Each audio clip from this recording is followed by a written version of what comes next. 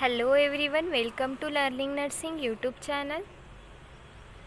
हम जो एमसीक्यूज़ की सीरीज़ देख रहे हैं उसमें आगे के क्वेश्चंस देखेंगे। हम मेडिकल सर्जिकल के रिलेटेड क्वेश्चंस है ये।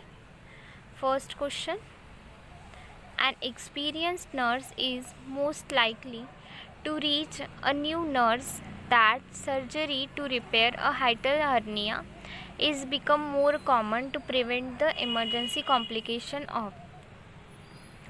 अगर सर्जरी हुई है हाइटल हर्निया रिपेयर की, तो उसमें कौन सा कॉम्प्लिकेशन है जो हमें प्रिवेंट करना है एज अ नर्स।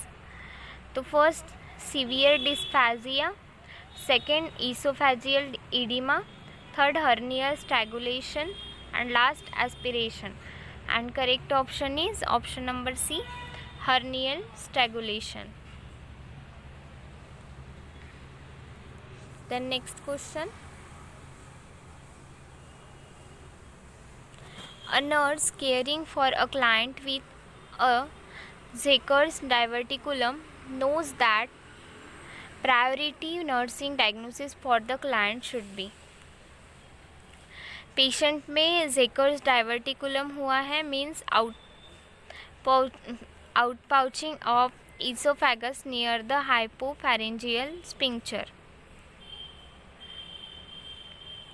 तो इसकी वजह से एस्पिरेशन हो सकता है।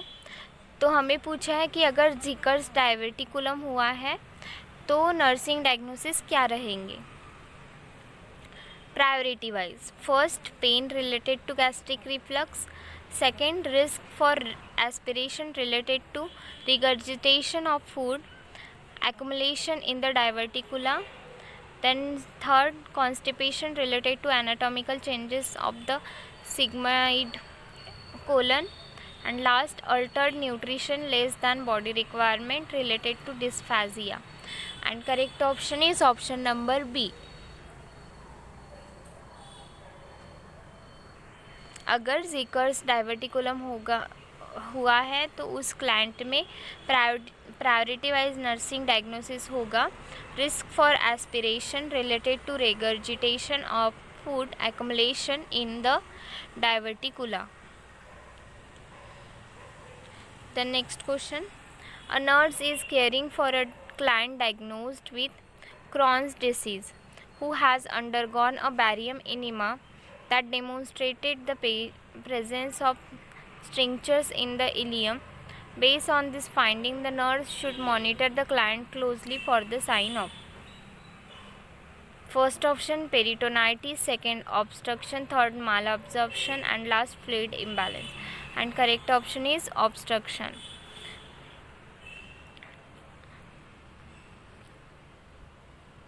The next question, a client is seen in an emergency department and is diagnosed with close angle glaucoma।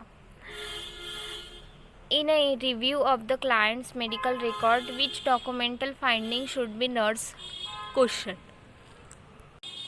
First option, eye pain, second sudden onset of symptoms, third normal intraocular pressure, last nausea and vomiting। and correct option is option number C, normal intraocular pressure। The next question, a nurse is performing early neurological assessment checks on a client who is admitted with changes in mental status। The nurse understands that frequent assessment and used to determine if a client is developing increased intracranial pressure।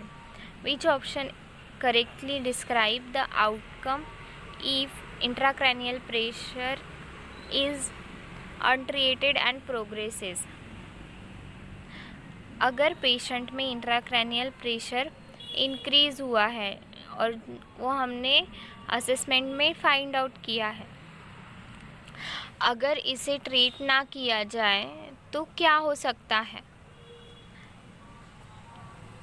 Displacement of the brain tissue,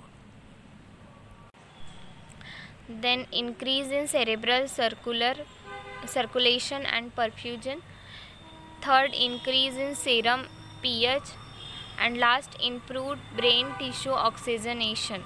and correct option is displacement of the brain tissues.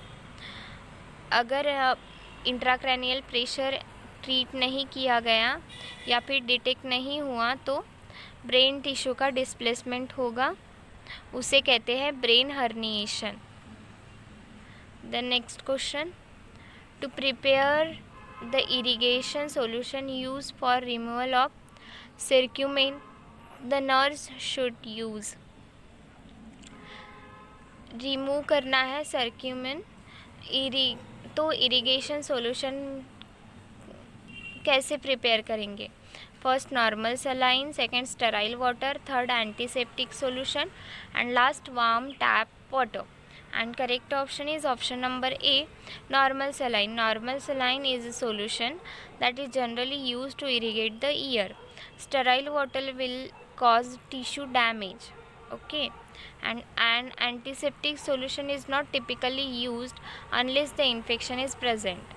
And last, warm tap water may cause tissue damage. The next question, the nurse should assess an older adult with muscular degeneration for first loss of central vision, second loss of peripheral vision, total blindness and blurred vision।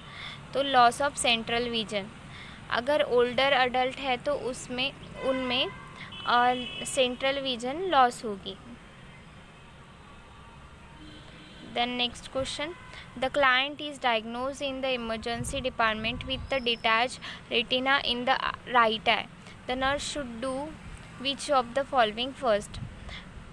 Client emergency department में आए हैं और उन्हें retina detach है उनका right I में, तो nurse का फर्स्ट रोल क्या होगा, उन्हें क्या करना है? Firstly apply compresses to the eye, second instruct the client to lie prone, third remove all bed pillow and last promote measures that limit mobility। तो फर्स्टली क्या करना है? promote measures that limit mobility means patient को move नहीं होने देना है, उनको एक ही जगह पे रखना है। अब क्योंकि उनको अब राइट आई में रेटिना डिटैचमेंट हुआ है तो उनको कुछ दिखेगा नहीं अच्छे से, तो इसकी वजह से इंजरी के चांसेस ज़्यादा हो गए अगर वो चलने जा रहे हैं तो।